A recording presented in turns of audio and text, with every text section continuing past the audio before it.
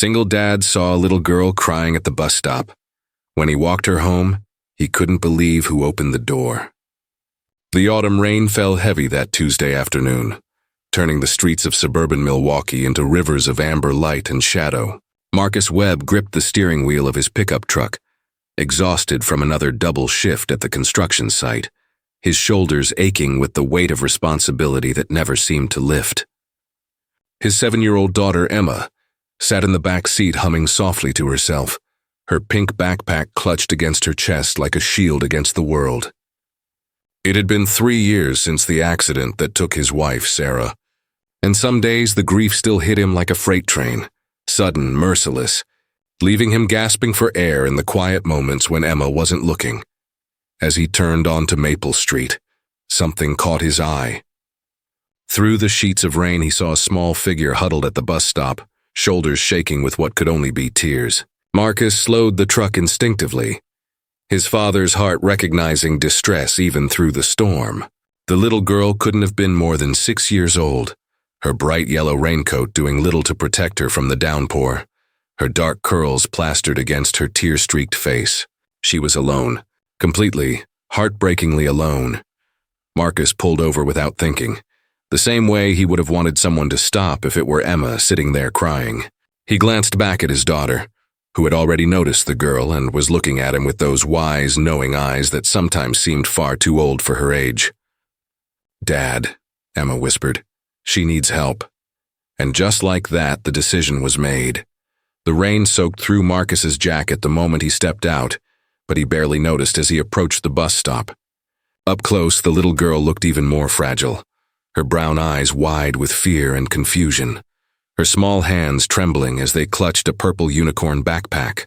"Hey there, sweetheart," Marcus said softly, crouching down to her level, making himself less intimidating. "Are you okay? Where are your parents?" The girl looked up at him and fresh tears spilled down her cheeks. I missed my bus," she sobbed, her voice barely audible over the rain. "And I don't remember my address and my phone's dead and nobody's here and I'm scared." The words tumbled out in a rush, each one breaking Marcus's heart a little more. He thought of Emma, of how terrified she would be in this situation, and something protective and fierce rose up in his chest. "It's okay. It's going to be okay," he assured her, his voice gentle but steady. "What's your name?" Through her tears, she managed to whisper, Lily Anderson." Marcus smiled, trying to radiate calm and safety. "Well, Lily, I'm Marcus, and that's my daughter Emma in the truck. We're going to help you get home, all right? Do you remember anything about where you live? What your street looks like? Any stores nearby?" Lily wiped her nose with the back of her hand, thinking hard. There's a big tree, and a blue mailbox, and Mrs. Chen's house has lots of garden gnomes." It wasn't much, but it was something. Marcus had lived in this neighborhood for 5 years, and he knew most of the streets by heart. The description sounded like it could be Oakwood Drive, just a few blocks away. Emma had rolled down the window, her small face pressed against the glass. "You can sit with me," she called out to Lily, her voice bright with the innocent kindness that always made Marcus's heart swell with pride. "I have goldfish crackers and we can share." Something in Lily's expression shifted then. The fear didn't disappear, but hope flickered there too, fragile as a candle flame.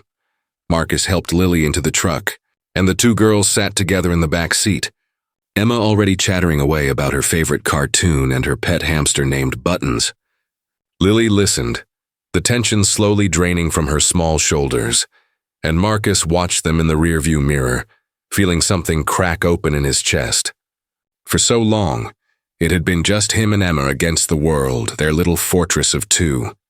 He'd learned to cook her favorite meals, braid her hair, attend every school event with a smile even when exhaustion threatened to pull him under. He'd learned to be both mother and father, to fill a void that could never truly be filled. As he drove slowly through the neighborhood, following Lily's increasingly excited directions, Marcus couldn't shake the feeling that this moment mattered somehow, that this chance encounter on a rainy Tuesday was threading itself into the fabric of his life in ways he couldn't yet understand. When Lily suddenly shouted, "That's it! That's my street!" and pointed to Oakwood Drive, Marcus felt both relief and an inexplicable reluctance to let this little girl go. The house Lily directed them to was a modest 2-story colonial with white siding and blue shutters, exactly the kind of home that belonged to a loving family. The blue mailbox stood at the curb just as she'd described, and a massive oak tree dominated the front yard, its branches nearly bare now in late October. Marcus pulled into the driveway and turned off the engine, the rain drumming steadily on the roof. "Okay, Lily, let's get you home," he said, but his voice caught slightly. Something felt off, though he couldn't name it. Maybe it was just the adrenaline fading. The reality of what could have happened to this child if he hadn't stopped. Emma had already unbuckled herself and was holding Lily's hand, the two of them ready to make a run for the front door.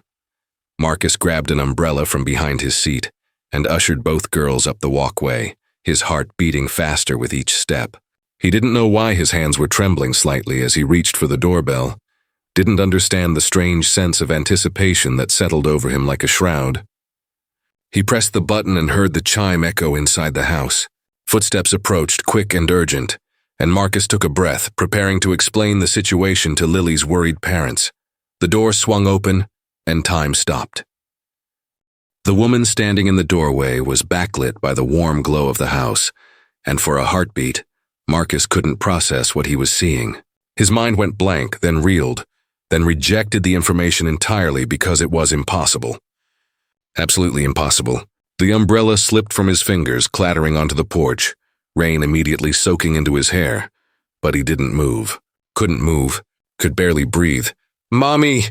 Lily shrieked with joy and threw herself forward, wrapping her arms around the woman's legs, and the woman crouched down immediately, pulling her daughter into a fierce embrace, her whole body shaking with relief. But Marcus wasn't looking at Lily anymore. He was staring at the woman, at her auburn hair that caught the light the same way it always had, at the curve of her jaw, the shape of her hands, the way she moved, at features he had memorized over years of love, features he had mourned for 3 years, features he saw every day in his daughter's face. Sarah? The name came out as barely a whisper, strangled and disbelieving. The woman's head snapped up, her green eyes meeting his, and the color drained from her face. Those eyes, God, those eyes, widened in shock that mirrored his own. Her mouth opened, closed, opened again. "Marcus," she breathed, and it was her voice. Her voice, the voice that had sung Emma to sleep, that had laughed at his terrible jokes, that had whispered "I love you" 1,000 times. The voice he'd been sure he would never hear again. Emma, who had been standing beside Marcus in confused silence, suddenly gasped. "Mommy?" The word was small, uncertain, heartbroken with hope. "Mommy, is that you?" Time fractured. The moment splintered into 1,000 impossible pieces. Sarah's gaze shifted to Emma, and something in her expression crumbled. Love and agony and disbelief all at once. Tears spilled down her cheeks as she stared at the daughter she'd left behind, at the little girl who had grown 3 years older without her. "Emma," Sarah whispered, and her voice broke completely. "Oh my God, Emma." Lily, still clinging to her mother, looked up in confusion. "Mommy, who are they? How do you know them?" But no one answered her. The adults were locked in a moment too surreal, too devastating to explain. Marcus felt like he was drowning. His vision swam, his chest constricted, and he had to grab the doorframe to keep from collapsing. 3 years. 3 years of grief, of agonizing nights, of trying to explain to his daughter why Mommy wasn't coming back, of visiting an empty grave, of rebuilding their shattered lives from nothing. 3 years of being told his wife had died in that car accident on Highway 41, her body too badly burned to be viewed, identified only by dental records and the wedding ring they'd given him in a plastic bag. "You're dead," Marcus said, and his voice was hollow, mechanical. "You died. They told me you died. We buried you." Sarah's face twisted in anguish. "Marcus, I can explain. You're dead." The words exploded out of him now, raw and furious and broken. Emma flinched beside him, and he immediately gentled, pulling her close even as his world collapsed around him. How are you standing here? How are you alive? How could you let us believe?" He couldn't finish, couldn't articulate the enormity of what had been stolen from them. Sarah stepped out onto the porch, leaving Lily inside with a gentle instruction to stay put. The rain fell between them like a curtain, but neither noticed. "Please," Sarah said, her voice shaking. "Please let me explain. It's not what you think. God, Marcus, I never wanted this. I never wanted you to think I was dead. They told me you were dead. They told me you both died in the accident." The words made no sense. Marcus shook his head violently, rejecting them. "What are you talking about? What accident? You were the one in the accident. You were driving to your sister's house and there was a collision and the car burned and they told me—" His voice cracked. "They gave me your ring, Sarah, your wedding ring." "I wasn't in that car," Sarah said urgently, stepping closer, rain streaming down her face, mingling with tears. "Marcus, I wasn't driving. I'd loaned my car to Melissa from work that day because hers was in the shop. She was the one in the accident. She died, not me. But I was in a different accident the same day, on the other side of town. A semi-truck ran a red light and T-boned the car I was riding in. They had to use the jaws of life to cut me out. I was in a coma for 6 weeks.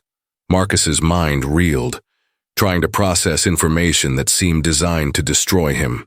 But the police, the hospital, someone would have called me. Someone would have told me." Sarah's expression crumbled further. "My purse was stolen from the car before the ambulance arrived. No ID, no phone, nothing. And when I finally woke up, when I could finally speak and tell them who I was, they started investigating and—" She pressed her fist to her mouth, fighting for composure. "They told me there had been a mistake. That Sarah Webb was dead. That my husband and daughter had been killed in a house fire while I was in the coma. That someone had misidentified me at first, but that I was actually someone else. They had paperwork, death certificates, everything. They said the trauma must have confused my memories."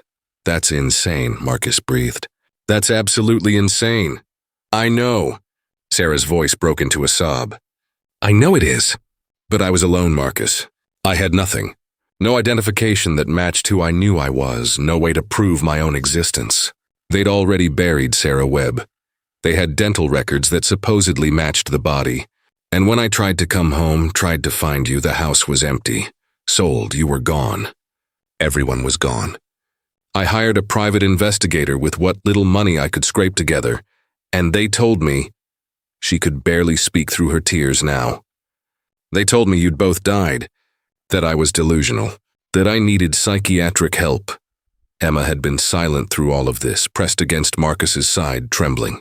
Now she spoke, her voice small and scared. "But you didn't die, Mommy, we didn't die. We've been here the whole time. We moved because the house had too many sad memories. Why didn't you find us?"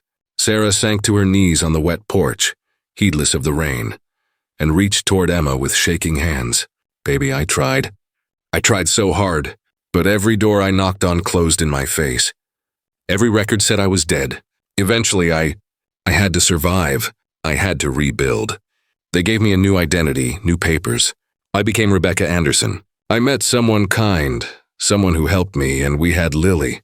And I tried to make a new life, but I never stopped missing you. Never stopped loving you. Never stopped having nightmares about the family I'd lost." Marcus felt something crack inside him. Felt 3 years of grief transmute into something more complicated.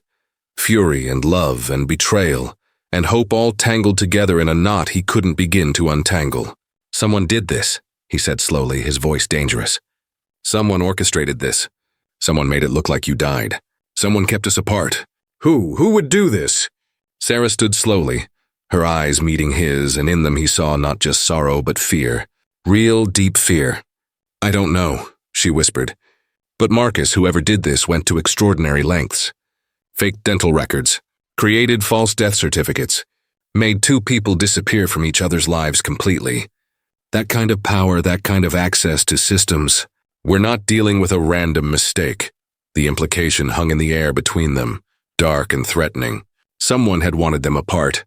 Someone had engineered this nightmare with precision and malice.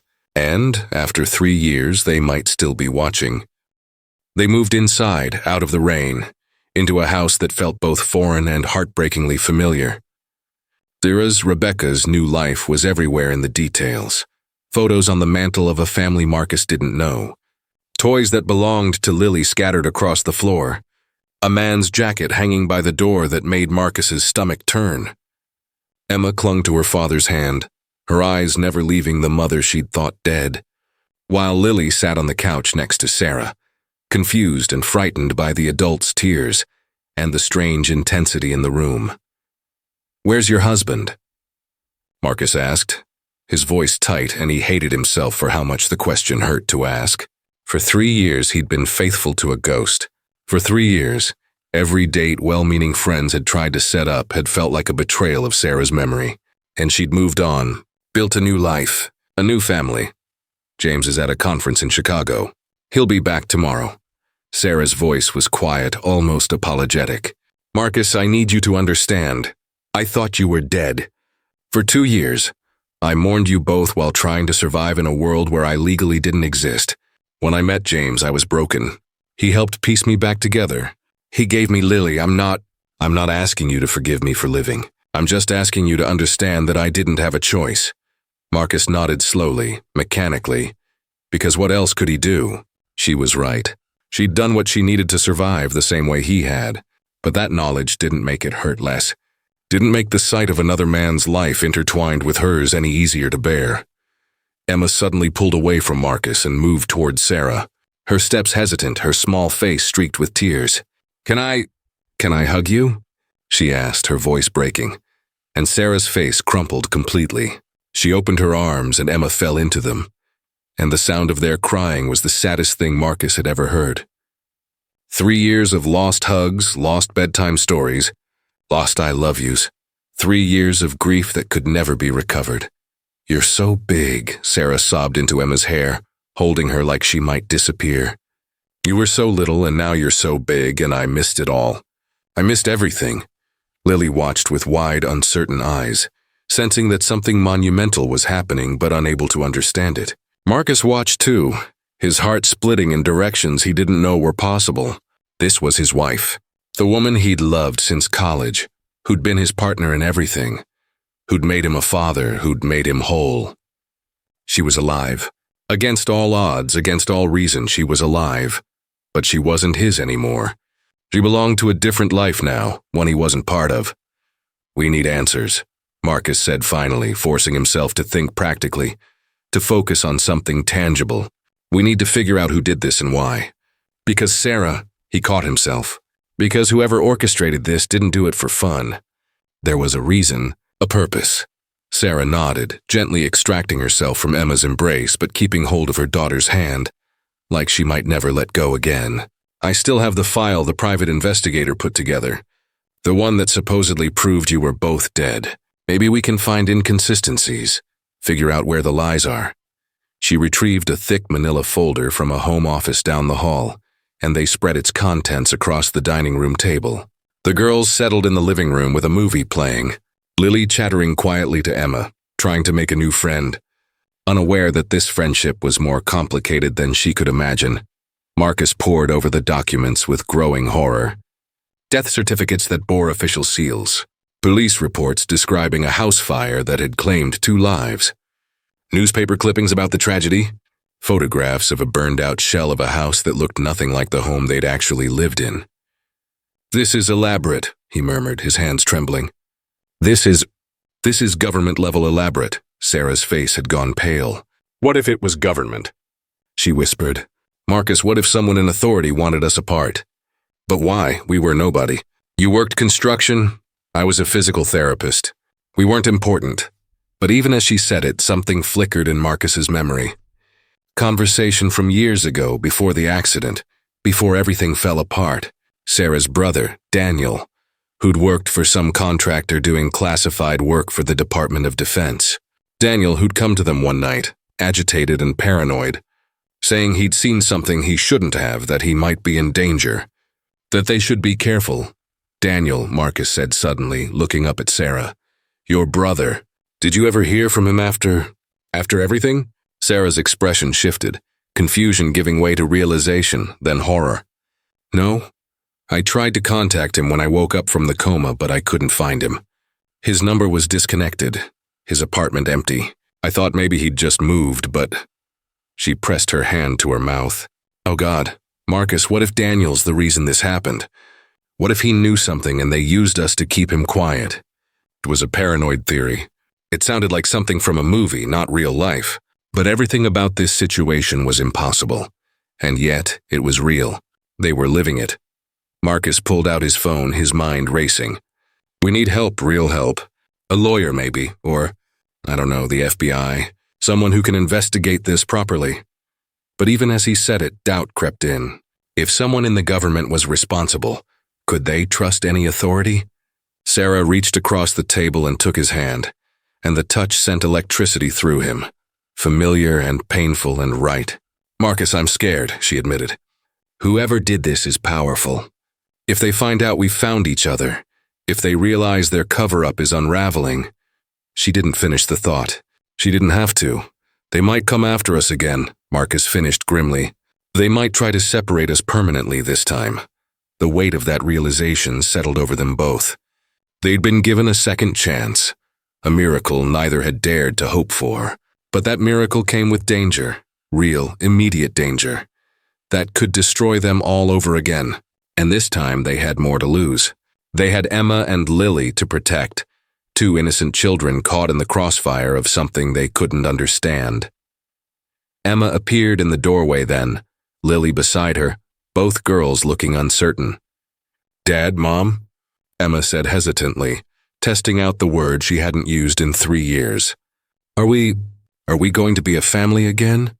The question hung in the air, enormous and impossible. Sarah looked at Marcus and Marcus looked at Sarah, and in that moment they both understood the truth they couldn't yet speak aloud. Too much had changed. Too much time had passed. Sarah had another husband now, another child, another life. Marcus had built something new too, fragile as it was. Just him and Emma finding their way forward day by day. But none of that mattered compared to the simple fact that their daughter was looking at them with desperate hope in her eyes, asking for the one thing she'd prayed for every night for 3 years. We're going to figure this out. Sweetheart, Marcus said gently, kneeling down to Emma's level. I promise you, we're going to figure out what happened and make sure you and Mommy never have to be apart again. He didn't promise the family Emma wanted, because he couldn't. But he could promise that he would fight to keep them connected. To unravel this nightmare, to protect them all from whoever had done this. It was all he had to offer, and he hoped desperately that it would be enough. The next 48 hours passed in a blur of revelation and heartbreak. Sarah's husband, James, returned from his conference to a situation that defied comprehension. Marcus would never forget the look on the man's face when he walked into his home to find his wife's supposedly dead first husband sitting at the dining room table, or the careful, painful conversation that followed. James was a good man. Marcus could see that immediately. Could see it in how he looked at Sarah with concern, how he instinctively moved to comfort Lily when she grew distressed. That knowledge only made everything more complicated. They needed answers, so Marcus did what he'd spent 3 years being too afraid to do. He returned to the cemetery where his wife was supposedly buried. The grave was there, just as it had been every time he'd visited with flowers on birthdays and anniversaries, the headstone bearing Sarah's name and dates. But now he saw it for what it was, a prop, a piece of the elaborate lie. With Sarah beside him, both of them standing in the cold November wind staring at a grave that held a stranger's body, Marcus felt rage burn through his grief. I came here every week, he said quietly. Every week for 3 years I stood here and talked to you. Told you about Emma's first day of school, about her lost teeth, about how much we missed you. And you were alive. You were out there somewhere alive, and this whole thing was a lie. Sarah was crying again, her face buried in her hands. I visited graves too, she whispered. Graves with your names on them, in a cemetery 3 towns over.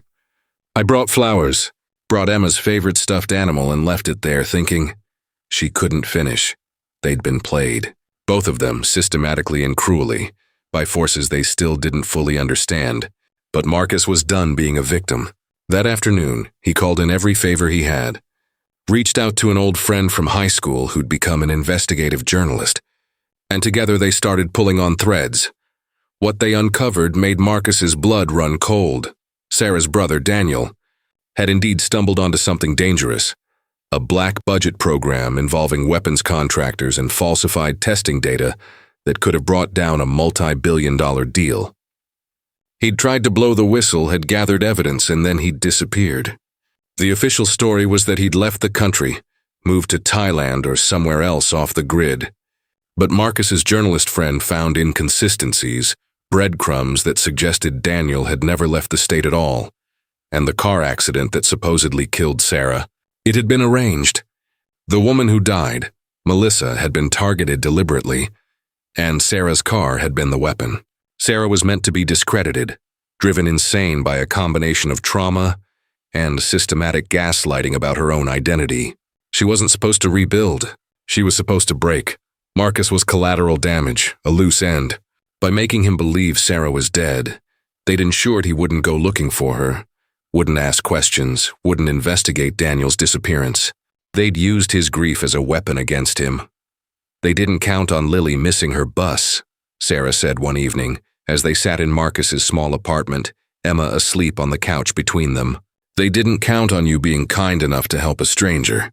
They didn't count on coincidence bringing us back together. It wasn't coincidence, Marcus replied, his voice rough with emotion. It was Emma. She's the one who saw Lily crying. She's the one who said we needed to help. He looked at his sleeping daughter, at the child who'd somehow managed to be braver and kinder than any adult in this mess. She gave us back to each other. The evidence Marcus's friend had gathered was explosive, but it was also dangerous. They had proof of conspiracy, of criminal negligence, of lives destroyed in the service of corporate profit. But going public meant painting targets on all of their backs. It meant upending the fragile peace Sarah had found with James and Lily. It meant risking everything for justice that might never come. James surprised them all by being the one to make the decision. "We have to go public," he said firmly during a family meeting. A strange patchwork family meeting that included him, Sarah, Marcus, and both girls. Not just for you two, but for Daniel, and for everyone else they might have hurt. These people need to face consequences. Marcus looked at the man his wife had married, the man who'd helped her survive when Marcus couldn't, and felt something shift in his chest. Not quite friendship, that would take time if it ever came at all, but respect. Deep, genuine respect. It's going to get ugly, Marcus warned. Media attention, possible legal retaliation, maybe even physical danger. "Then we face it together," James said simply. "All of us," and they did. The story broke on a cold Tuesday morning, 3 weeks after Marcus first saw Lily crying at that bus stop. It was front-page news. Widow and widower reunited after 3 years. Government contractor conspiracy exposed. The backlash was immediate and severe. Lawyers appeared out of nowhere, threatening lawsuits.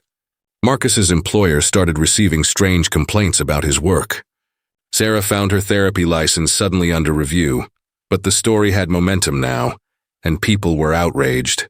A woman senator took up their cause. The FBI opened an investigation. Daniel's case was reopened, and his body was eventually found in a shallow grave 2 hours outside Milwaukee, murdered to keep him silent about what he'd discovered. Through it all, Marcus and Sarah navigated impossible terrain. They weren't together, not romantically, not as a couple. That ship had sailed, painfully and irrevocably. Sarah loved James, and Marcus could see it, could see how she'd built something real with him. But they were co-parents now, learning to share Emma in ways that felt both natural and strange. Some evenings Emma would stay with Marcus. Others she'd be with Sarah and James and her new little sister, Lily. It was messy. It was complicated. It was nothing like the fairy tale reunion Emma had hoped for, but it was real. And slowly, carefully, they all learned to navigate this new reality together. Spring came to Milwaukee with a softness that felt like healing.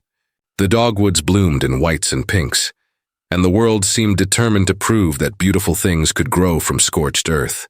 6 months had passed since that rainy afternoon when Marcus's life had shattered and reassembled into something he still didn't fully recognize. 6 months of therapy sessions and legal battles and learning how to be a family in a way that had no template, no guidebook, no easy answers. The conspiracy case had dominated headlines throughout the winter. The contractors involved had been indicted, their executives facing criminal charges. The government officials who'd helped cover up Daniel's murder were being investigated. Justice was slow and imperfect, but it was coming.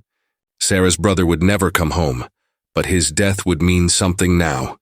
His sacrifice had exposed a rot that went deep, and the system was being forced to clean house. Marcus stood in the backyard of the house he'd helped Sarah and James purchase, a bigger place in a good school district where both Emma and Lily could have their own rooms.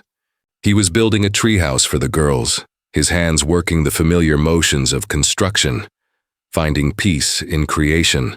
James appeared beside him with 2 beers, and they stood in companionable silence for a moment, watching the girls play on the swing set. "You know," James said finally, "6 months ago, if someone had told me I'd be standing in my backyard drinking beer with my wife's first husband, I'd have thought they were insane." Marcus huffed a laugh despite himself. "You and me both." He accepted the beer, took a long drink. "For what it's worth, I'm glad she had you. When she needed someone and I couldn't be there, I'm glad it was someone like you." James nodded slowly, his expression thoughtful. "She still loves you, you know. In some way that I don't fully understand and don't need to compete with. It's different from how she loves me, but it's real." "I know," Marcus said quietly. "I still love her too. Probably always will. But we're not those people anymore. The ones who got married 10 years ago. Too much has happened. We grew in different directions, survived different hells. Doesn't mean you can't find a new way to be in each other's lives," James offered. "The girls need both their parents. And honestly, Marcus, you're a good man, and I can see why Sarah married you. I'm not threatened by you being part of this family. Weird as this family is." Marcus felt something tight in his chest loosen slightly. He'd been so afraid of being the intruder, the ghost haunting Sarah's new life. But maybe there was room for him here after all. Not as a husband, but as something else. A co-parent, a friend eventually. A part of the strange, blended, beautifully broken family they were building from the ruins of what had been destroyed. Sarah emerged from the house with lemonade for the girls, and for a moment Marcus just watched her. The way she moved, the sound of her laugh when Lily said something silly, the gentle way she pushed Emma's hair back from her face. He would always love her. That was simply a fact, unchangeable as gravity. But he didn't need her to be his anymore, to be grateful she existed. Grateful she was in Emma's life. Grateful for this impossible second chance. "Dad." "James, come push us on the swings," Emma called out, and Marcus noticed she didn't stumble over James's name anymore. She'd accepted him naturally, the way children do, understanding that love doesn't divide but multiplies. She had her dad, and she had her mom, and she also had James and Lily, and somehow in her 7-year-old wisdom, she'd figured out that all of it could coexist. As Marcus pushed Emma on the swing, listening to her shriek with laughter, he thought about that rainy afternoon 6 months ago, about a little girl crying at a bus stop, about the decision to stop, to help, to extend kindness to a stranger. Everything had flowed from that single moment of compassion, all the heartbreak and revelation and healing that had followed. Later that evening, after the girls had been put to bed in their respective rooms, the 3 adults sat on the back porch watching the sunset. Sarah sat between Marcus and James, and there was something peaceful about the configuration. Something right about the 3 of them together navigating this strange new world. "I've been thinking," Sarah said softly, "about what we tell the girls when they're older. About all of this. The truth," Marcus said immediately. "We tell them the truth. That sometimes terrible things happen, and sometimes cruel people do cruel things. But that goodness exists too. That stopping to help someone in trouble can change everything. That family isn't always what we expect it to be, but it's still family." James nodded in agreement. "We tell them that their parents fought like hell to be in their lives. That even when the world tried to tear us apart, we found our way back to each other. That might not look like a fairy tale, but it's real. And it's ours." Sarah reached out and took both their hands, one in each of hers, and squeezed gently. "We tell them that love is bigger than we think. That it can survive impossible things. That it can take new shapes and still be just as strong." They sat like that as the sun dipped below the horizon, painting the sky in oranges and purples. 3 people who'd been broken and were learning to be whole again, separately and together. It wasn't the ending Marcus had imagined on that terrible day 3 years ago, when he'd been told his wife was dead. It wasn't the reunion Sarah had dreamed of during her years of grief and rebuilding. It wasn't the simple family either of them had planned, but it was better than the alternative. It was better than the lie they'd been living, and in its own strange, imperfect way, it was beautiful. Emma appeared at the screen door, her hair mussed from sleep, her favorite stuffed bear clutched to her chest. "Dad, Mom, I had a bad dream." Both Marcus and Sarah stood immediately, moving toward their daughter in perfect synchronization, and Marcus realized that this right here, was the real miracle. Not that Sarah had survived, though that was miraculous enough. Not that they'd found each other again, though the odds had been impossible. The real miracle was that despite everything, despite the years of grief, the lies, the loss, they could still come together for their daughter. That Emma could have both her parents again, could be loved and protected and cherished by not just two people, but by a whole network of adults who had chosen to put her needs first.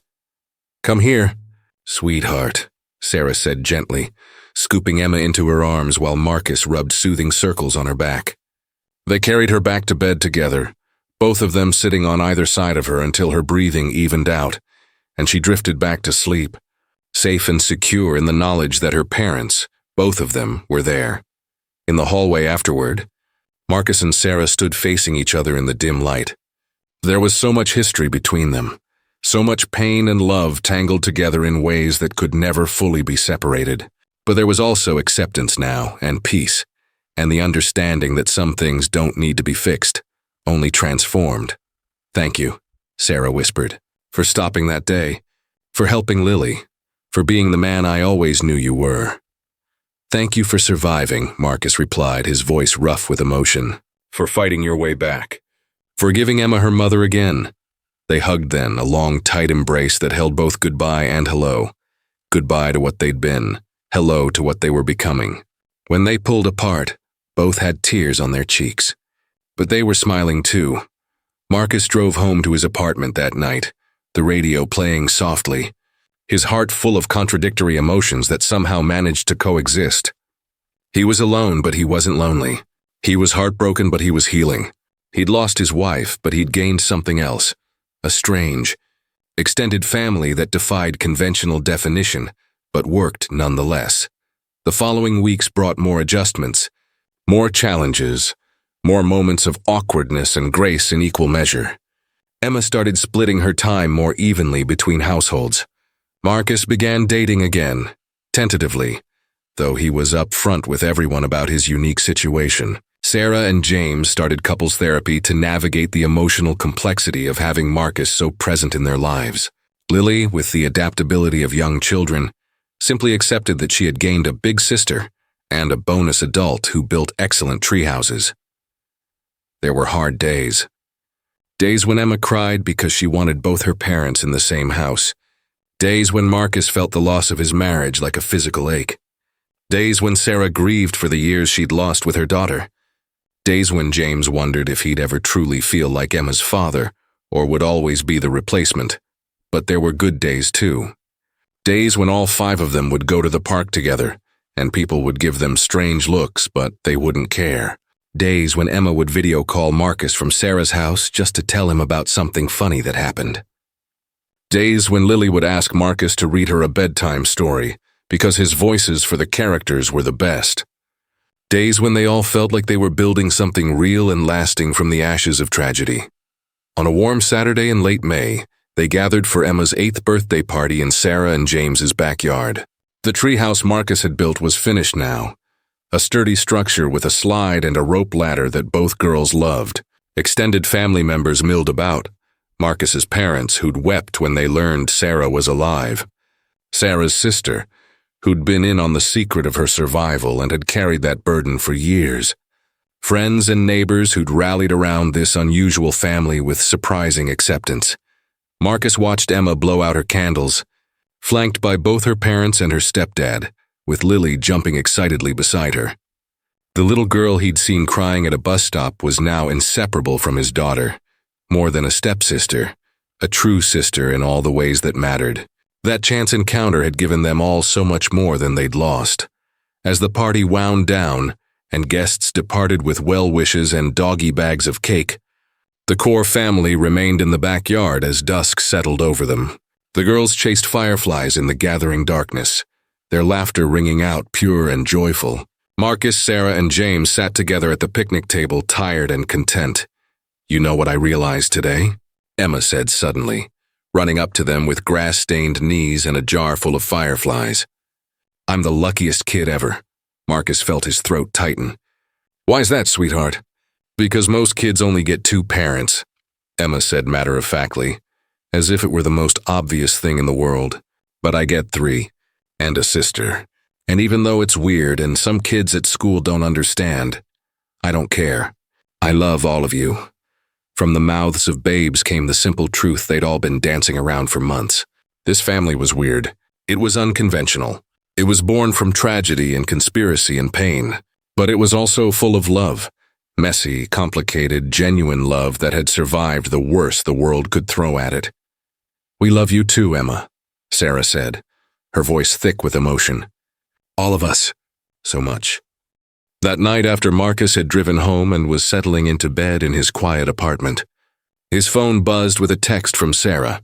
It was a photo of Emma and Lily asleep in Emma's bed, curled up together with Lily's unicorn backpack, the same one she'd been clutching that rainy afternoon, wedged between them like a teddy bear. Below the photo, Sarah had written, "Thank you for stopping that day. Thank you for being kind. You saved more than just Lily. You saved all of us." Marcus stared at the message for a long time, the image of the 2 girls who'd brought their fractured families together, and felt something settle deep in his soul. Peace, maybe. Acceptance.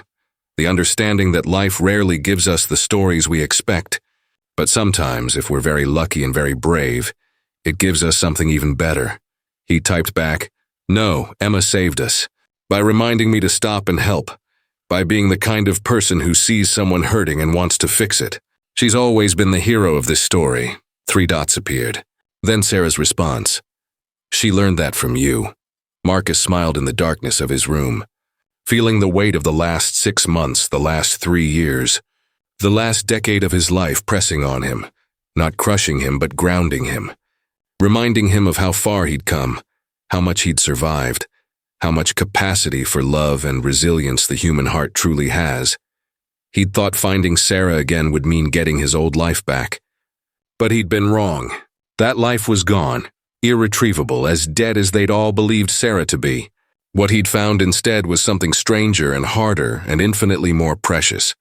A new life, built brick by brick with people who'd chosen each other not out of romance or obligation, but out of commitment to the children they loved, and the belief that goodness was worth fighting for. The door that had opened that rainy afternoon hadn't led back to the past. It had led forward into an uncertain future, one where families could be built from broken pieces, where love could take forms he'd never imagined, where endings and beginnings could coexist in the same moment. And as Marcus drifted off to sleep, he dreamed not of what he'd lost, but of the treehouse he was planning to build in his own backyard, big enough for 2 girls who taught him that the smallest act of kindness could change everything, that stopping to help a stranger might lead you home in ways you never expected. Sometimes, he thought in that space between waking and sleeping, sometimes the universe breaks you apart just to show you how beautifully you can be put back together. Not the same as before, better, stronger, more whole in your brokenness than you ever were in your certainty. And somewhere across town, in 2 different houses, 2 little girls slept peacefully, safe and loved and surrounded by adults who would move heaven and earth to protect them. The conspiracy had stolen years from them, but it hadn't stolen their capacity for joy, for trust, for love. In the end, that was the real victory. Not justice in a courtroom, but healing in a heart. Not revenge, but resilience. The door that changed everything had opened 6 months ago on a rainy afternoon, but it would never truly close again. It stood open now, an invitation to possibility, a reminder that life could surprise you, even in your darkest moments, that miracles didn't always look the way you expected them to, and that sometimes the longest journey home begins with a simple choice to stop and help a little girl crying at a bus stop.